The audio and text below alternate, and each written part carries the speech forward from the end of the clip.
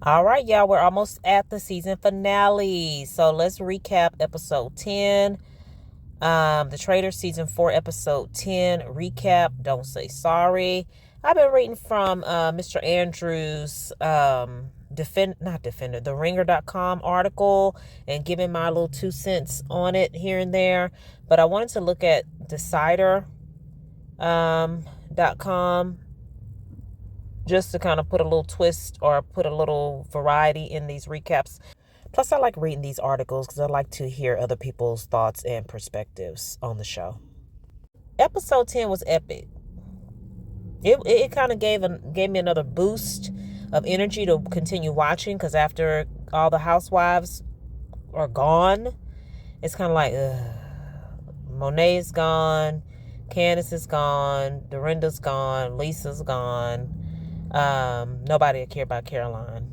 So anyway, we got a little excitement this last episode. So, according to this article by Liz Cosin, you can follow her on Twitter, Liz Burrito. Like, comment, share, and subscribe, y'all. Tell me what y'all think about this episode. If only Tara Lipinski had just gone with her gut on this week's episode of The Traitors, Tara was finally on the right track when it came to identifying an actual traitor in the castle, when she realized that the one person no one has yet suspected was Rob Rosh, and it turns out that guy's a little sus. Tara, who has been second-guessing her strategy all season long, starts to go full usual suspects, piecing together all the evidence that suggests he's been hiding in plain sight.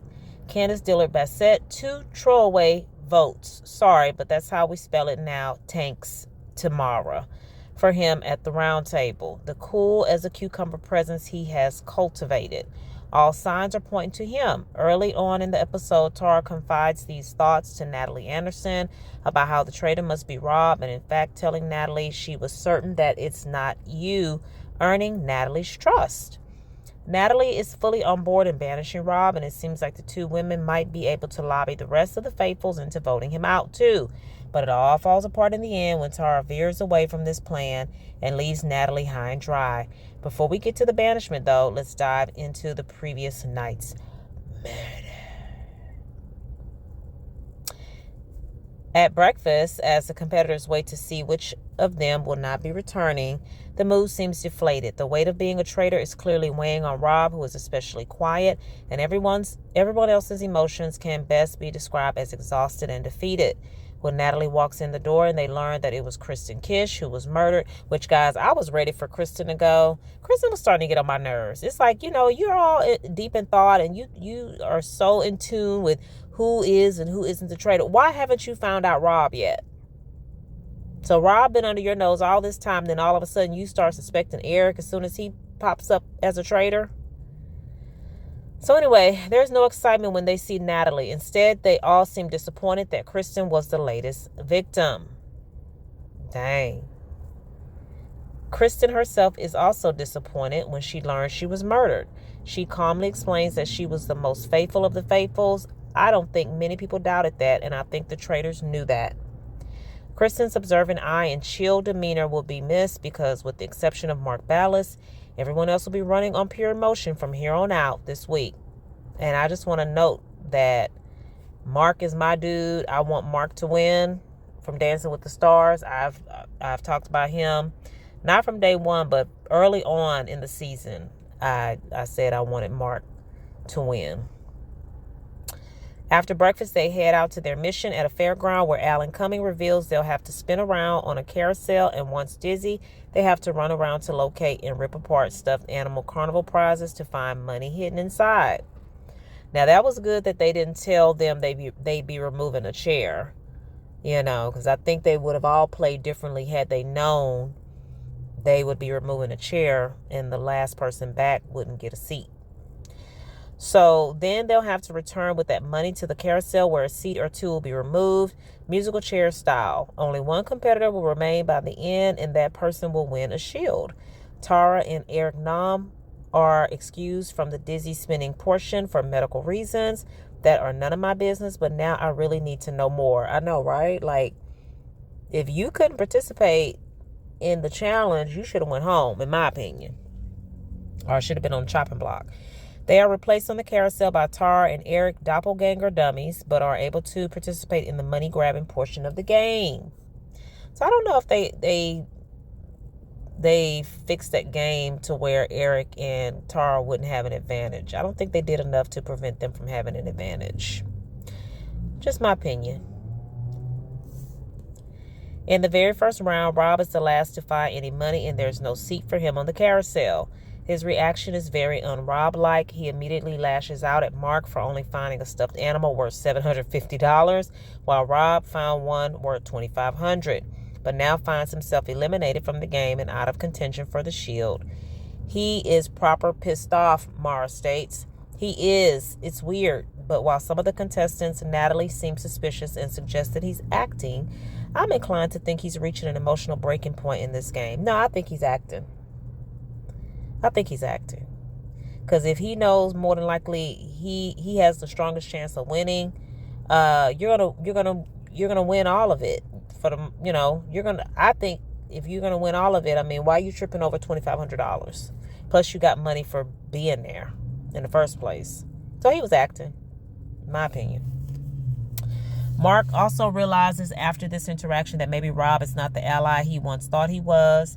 In the end, Eric gets the final shield. The best case scenario is the traitors, because now they can murder anyone. Yeah, that sucked that Eric got the shield. I don't know. That things could have been so different, and I don't think he would have gotten the darn shield if he would have been able to spin around like everybody else. I didn't think that was fair at all. Look at Natalie's back. She is cut. And look at Johnny's outfit. Johnny's a trip. On the ride home from the mission, Natalie is completely on board to vote Rob out, but Tara starts to give the sense that she's not so sure what to do. Despite Rob being her idea, Natalie makes a great point that they should vote for Rob now, because the sad thing is one of us could be dead tomorrow. She is very correct, even if she doesn't realize it yet. They have more people in better numbers tonight. Which is why what happens at the round table makes so little sense. When they get back to the house, it's clear that Rob, Eric, and Mara have plans to vote out Natalie, and since Rob has the dagger, which he does decide to use, all his votes will count twice, which means that Tara, Natalie, Johnny, and Mark will all need to band together to vote Rob out, or at least force a tie-break vote. But prior to the round table, Johnny plants a seed of doubt in Tara's mind, reminding Tara that Natalie is a professional gamer and has more experience lying. Tara reveals that now she's just not sure if she's still on Team Banish Rob, so for now she plans to withhold her opinions at the round table. The last thing Tara wants at this stage of the game is for the group to go full Ron Funches on her, dragging her for persuading them to vote out a faithful. And so, despite the fact that she was so intent on voting Rob out for the entire episode, she suddenly abandons her gut feeling and seems to want to follow the crowd. And see, that made me mad. That pissed me off. Tara, you ruined the game, Tara.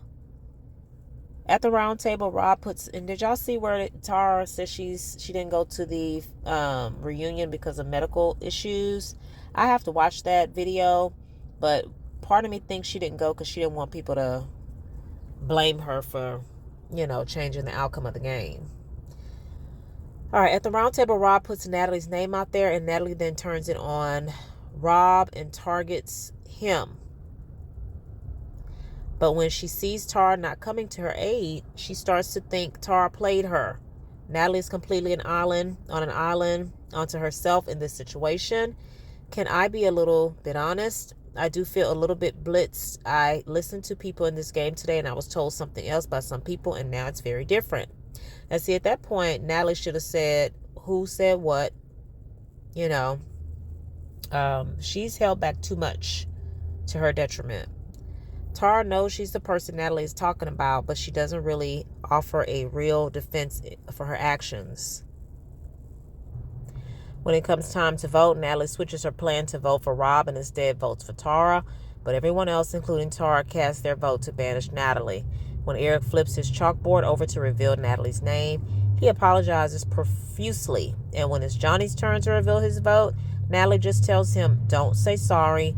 When you put up your card, don't effing say sorry. I don't want to hear it. Natalie clearly, and he ain't say I'm sorry either, now did he? Natalie clearly feels betrayed, rightfully so. It's just a game, but most of these people are too pure for it, even those with gamer backgrounds. And Tara is so distraught after Natalie reveals that she's a faithful. She announces to the room, I truthfully don't want to play this game anymore. I feel like a fool. I have made mistakes. But seriously, I'm okay with being murdered tonight. Girl, you know goddamn well wasn't nobody finna murder you because obviously you're faithful. Like, give me a break. I thought she was acting for a second.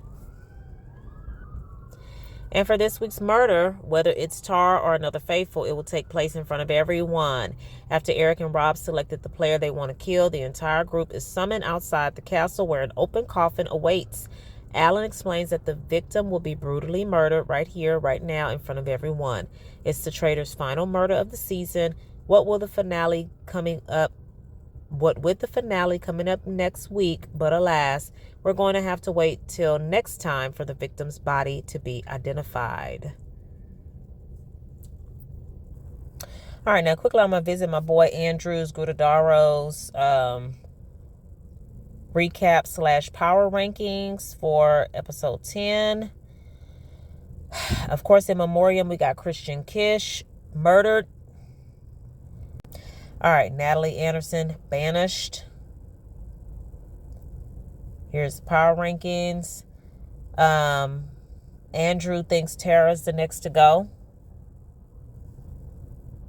Oh, I'm sorry. Wait a minute. Wow, he thinks Tara and Johnny have a likelihood of winning. Wow.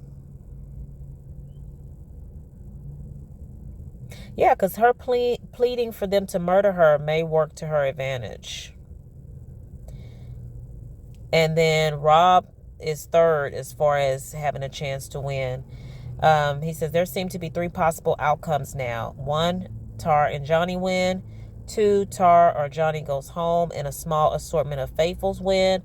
Or 3, Rob wins. And despite Rob's stellar performance all season long, outcome 3 feels like it now has the longest odds. Well, why? Maybe because people are going to be on Rob's trail now since Natalie's gone. And they know Tara and Johnny probably aren't it. Or would they think that Tara is fighting for Johnny when Johnny's actually a traitor? I don't know. Rob's arguments and defenses are relatively uncompelling and notably emotional. He's cursing a lot, and Mark is echoing Natalie's thoughts. But when Tara wavers just a little bit, Natalie sees red. Yeah, Natalie didn't fight hard enough at the round table to me. It seems like instead of going back and accusing Rob, she should have put it on somebody else or, defended herself a little bit better. I don't know. I didn't want Natalie to go. I was pissed that Natalie went because Natalie is a good player versus Tara. I would have rather Tara go. Considering they're both faithfuls, I would have preferred Tara go because she's weak and she's playing a weak game and she's just, following along with Johnny. If one of them wins, they both win, in my opinion. I mean, I think people should. Natalie's, even though she's been cool with some people, I mean, for the most part, things like she's played her own game, But I don't know. All right, we got the finale coming up, y'all. Again, this is my first time recapping a reality show. I don't know if I'm gonna do it again in the future. But maybe, this will give me some experience. So next season I'll be ready to go with, and have a better idea of how to bring in more views with my recaps. But I'm enjoying the show. And also, I want to be able to enjoy the show. It's time consuming to do recaps because you got to watch over and over again. You got to take notes. You got to, do your recap. You got to edit and all that kind of stuff. So I don't know. We'll see. We'll see. But see y'all next week for the finale. And then the reunion, maybe. All right. Thanks for watching. Make sure you like, comment, share, and subscribe. And hit the notification button so you don't miss any of my videos. Bye.